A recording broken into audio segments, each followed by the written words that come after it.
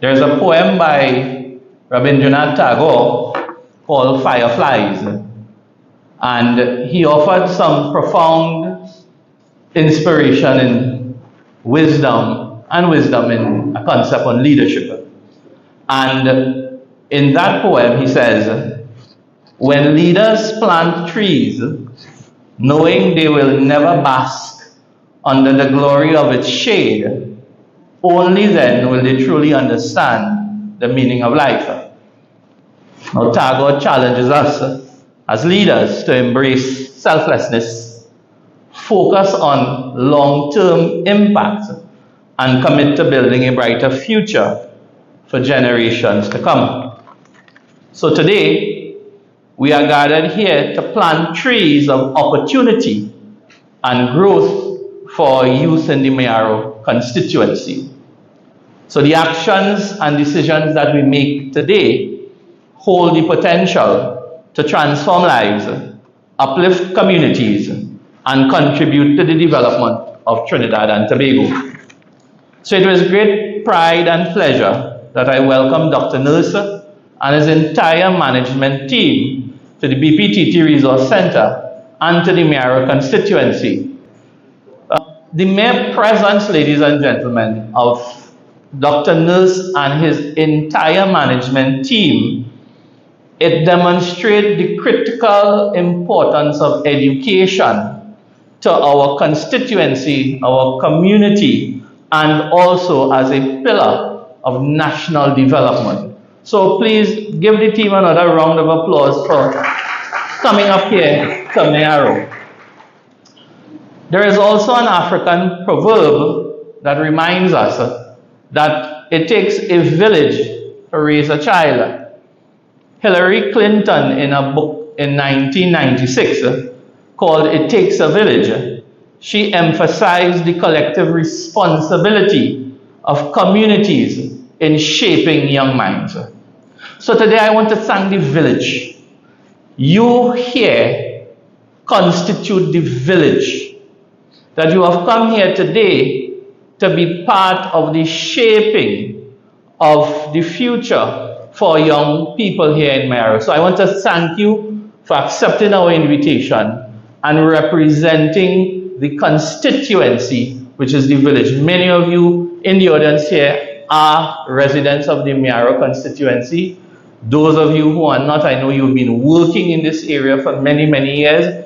So you are part of the community, although you may not live here, but you've been working here for years. So indeed, your experience, it is going to be very valuable today as the discussions go forward. So, as your member of parliament for the last 9 years, I have adopted a different approach to the work of the office that I hold. So, many of you who are in the audience today would have attended programs held under the aegis of my office dealing with issues around health, law, finance, art and culture, among various national issues. So my office has always gone beyond the issues of box drains and potholes, and we have empowered not only persons, but we've empowered communities. Mayaro, but we leave that for another discussion. So the program today, it fits nicely into the canvas that I've started over the last few years.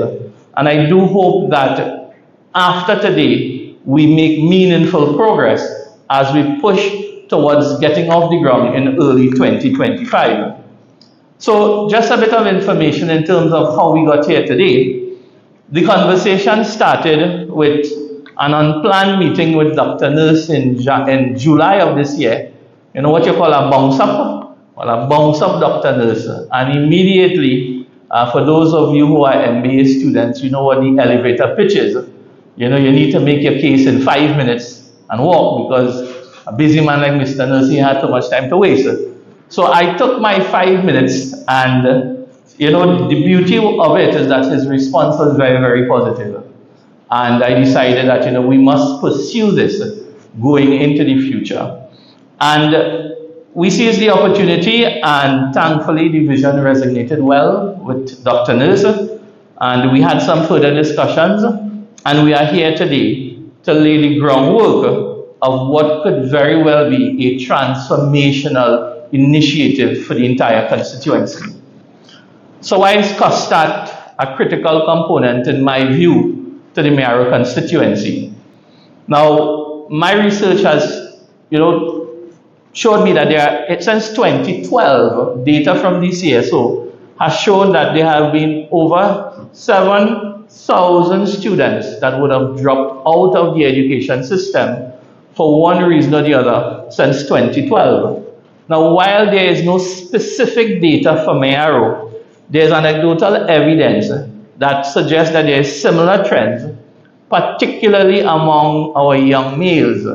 So while we do have groups of kids who do not meet the matriculation requirements to go post-secondary, we do have a large bunch of kids who do well academically, but because of social issues, financial issues, they can't progress to A-levels, they can't progress to the University of the West Indies, they can't progress to private tertiary education facilities.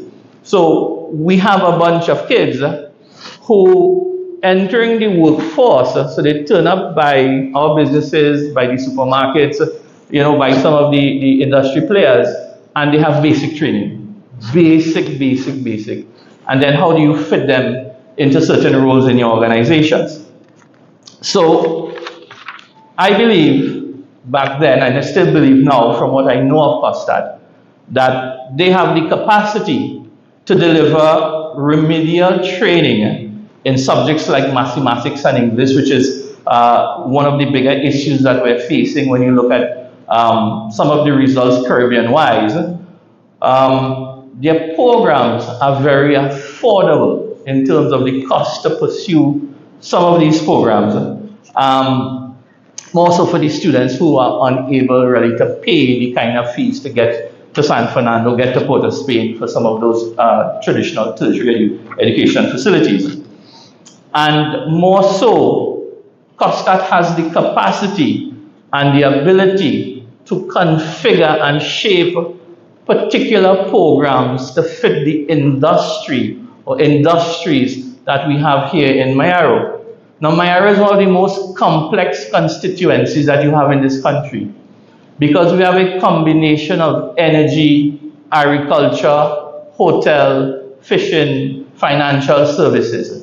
You have the complexities of having 3 administrative districts, all having different needs and requirements. So there is no one solution fits all. So policing becomes extremely difficult because the policing that is required for Mayaro may be a different policing that is required for the agricultural sector in Rio Claro. So that is what makes it a bit complex. COSTAATT, I believe, has the ability to shape programs, shape skills development, to suit the particular industry. And I think during the workshop later today, that is what will be extracted from you as the discussion starts. Our economy here in Mayaro, we rely on energy, agriculture, small businesses. However, our local employers, when you encounter job seekers, the basic skills that they have post-secondary, it just leaves them open to the basic low-level skill requirement in these businesses, and that's very, very limited. So I'm really hoping that at the end of the day, at the end of this discussion today, COSTAATT will be able to offer industry-relevant skills, technical certifications, vocational certification that will be peculiar to our industries up here. More so, build a pipeline of tailored needs for every specific industry. As much as you are here, I'm hoping that the village councils who have a much more on the ground, closer contact with the community would be able to shed some light in terms of some of these areas that will be important at the end of the day. And I'm glad the VP for Digital Transformation is here, because there is a huge need for digitalization in this country, making sure that our students are up to date with the trends, have the necessary skills that can prepare them for jobs of the future as well. So we are not left back and kept back in rural communities because of the lack of certain resources. So I'm hoping, the involvement of COSTAATT would be able to bridge that gap, which is a serious issue for us here in Mayaro. So when we address these type of issues, we can have COSTAATT empower individuals to break this cycle of dependency.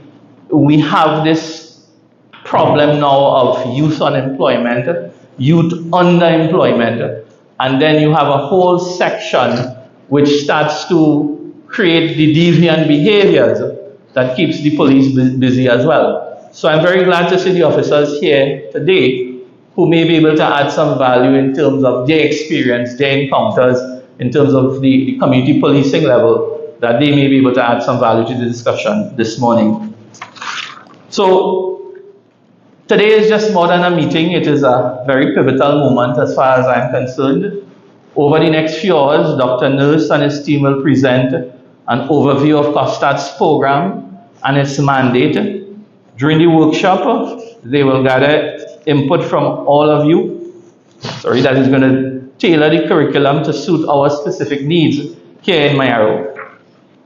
To my business partners who are here, you are interacting with our youth on a daily basis because they are knocking at your doors looking for jobs. You know the skill gaps that you are looking for. Please, during the workshop session, please let the COSTAATT team know that these are some of the areas that when our young people come knocking at your door, these are the type of skills that they are missing to make them more competent to get into your organizations and be able to fill some of those gaps. That is required beyond having tertiary, the postgraduate degrees and so on. So today, the opportunity that we have here in Mayaro, please do not let it go to waste. Please have a very interactive session today, and let's get the best value for money in terms of the offerings today. So there are members of our business community here today as well. I want you, more so the energy companies who have been represented here today, I want you at the end of the session today, when you go back to your leadership, consider embedding partnerships with COSTAATT, embedding partnerships in your ESG, in your CSR programs, that your investment in the community goes way beyond sports and other things, but getting the focus on dealing with this section of our youth that needs that jump start to move post-secondary into the job market. I want you to consider getting COSTAATT as a partner in your ESG and CSR programs. And it will really be up to you today after the event, when you go back to your leadership, to convince them that this is a good thing for Mayaro. And as you continue to apply your trade here in the constituency, it would work well in terms of your ESG program. So, in concluding, today we are here to plant seeds, just not for trees, but for a thriving Mayaro and a stronger Trinidad and Tobago. Now, I am well aware that these seeds will take time to grow, but I am sure that their branches will provide shelter, opportunity, and create hope for future generations of young citizens of Mayaro, and more so Trinidad and Tobago. So let us all together embrace this responsibility with the urgency that it demands.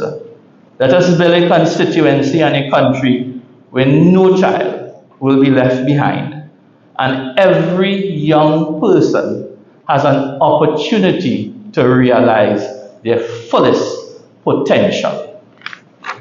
Many, if not all of you, I am sure our parents, many of you belong to religious organizations, social groups, sporting organizations.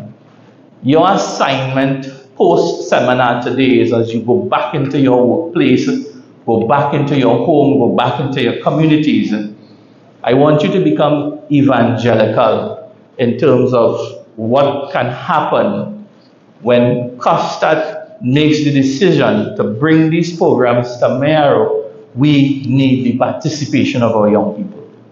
So your job and my job is to go out, and if we have to push, if we have to shove, we need to get them into training, into education, because education is a key pillar of any society, and we can't have this block of kids not having post-secondary options, which I think COSTAATT will provide at the end of the day. So together I have no doubt that we can transform today's challenges into tomorrow's successes, one student and one community at a time.